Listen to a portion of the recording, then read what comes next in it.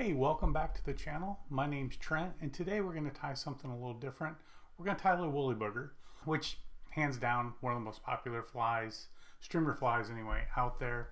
It's generally in everybody's top 5 to top 10 list when it comes to tying and flies to fish. The only difference is this one today, I'm going to be tying entirely in the color Chartreuse. A friend of mine asked me if I could tie him up some, so I'm going to do him about a dozen or so. So sit back, enjoy yourself, and let's get into the tie. First thing I'm going to do is take a little pair of flat pliers and crush the barb.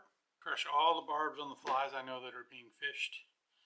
It's just, it's easier and safer. If you've ever had to take a fish hook out of a friend without the barb crushed, you probably understand the problem.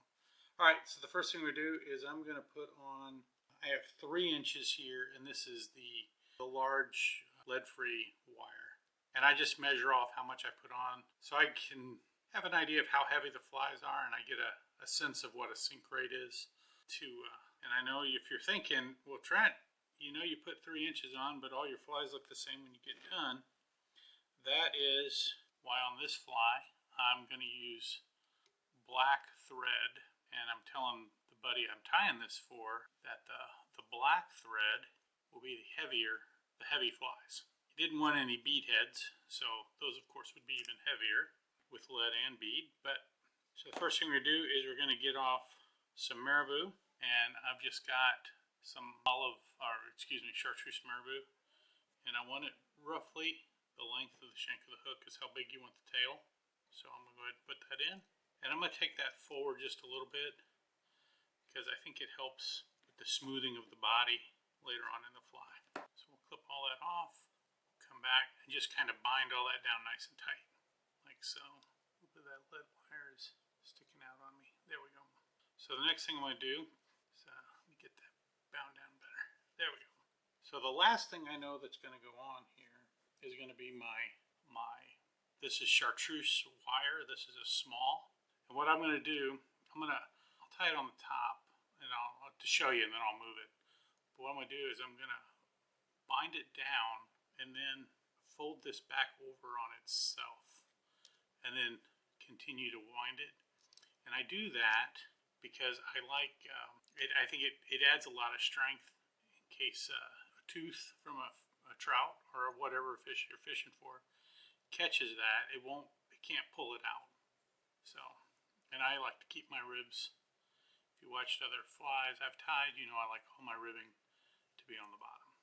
So there we go, ribs up and out of the way. So the next thing I'm going to use is ideally you would want to use a Chartreuse chenille. I do not have any Chartreuse chenille, and I was shocked to find that out. But what I do have is Chartreuse egg yarn. So what I'm going to do is I've just kind of stripped that out into thin fibers. You can pull it tight and kind of see how it's going to be. And I'm just going to put a Chartreuse body from egg yarn.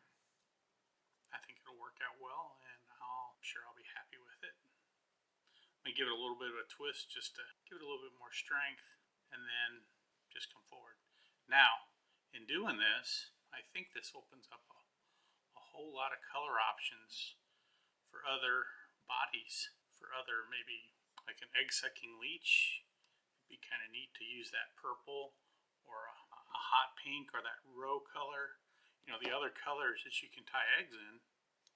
I think, for salmon, for steelhead folks, that could be a pretty neat option, I think, moving forward. So we have that down. Next thing I'm going to do is put in the hackle. So when I tie in woolly boogers, and this is how you should tie your woolly boogers, by the way. Tie your rib in, put your body material, whatever it is, chenille, in my case egg yarn, move that forward, and then you're going to tie in the hackle forward. Okay, and I'm going to kind of come in and touch it like so, and I'm going to figure 8 it. So I come in on one side, come around, come in on the other side, really bind that quill in there as best I can, and then I can fold back that little piece and wrap it in. Now, get your hackle pliers, go ahead and clip the the end here. Now I like to put, when I tie woolly boogers, I like to put 2 or 3 wraps in the front to kind of make a collar. And then after I've got that, I'll just make spiral wraps rearward until I get to that junction point where my tail meets my body. Now I'm here. So now, if you saw, I went over the top this way when I was doing the hackle. Now I'm going to go the opposite direction with the wire. So I'm going to give 2 wraps right here at that junction where my body and tail all meet, and that'll bind down the hackle. And then I'm just going to make open spiral wraps forward, and this will capture the hackling going back over the body. And then I can just come forward, and you kind of move it back and forth like this as you're doing it, and it helps you work it through the materials. So I'll just come up with my thread. I'm going to capture it once, twice. Now I'm going to just hold it and spin it in place like so, and it's called helicoptering it off, and it'll break. Then the last thing I'm going to do is sweep all that hackle collar that I just tied in back, and I just want to tie in a nice head for this fly, like so. Grab my whip finish tool, 1, 2, 3, hit it with the whip finish. I'll probably give this another one. I know this is going to be a fishing fly for him, so 2 whip finishes, make sure that's nice and sealed off. Come in, and the last thing I want to do is sit it with my head cement case, and most is going to be Sally Jansen's Hard as Nails. And there we go.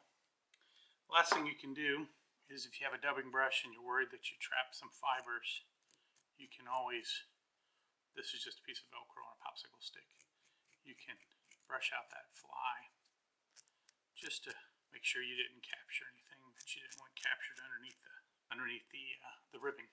Anyway, that is the Chartreuse woolly booger. I hope you enjoyed it. If you have any questions or comments, please leave them below. I'd love to hear them or answer any questions you might have. And I hope to see you all around the vise.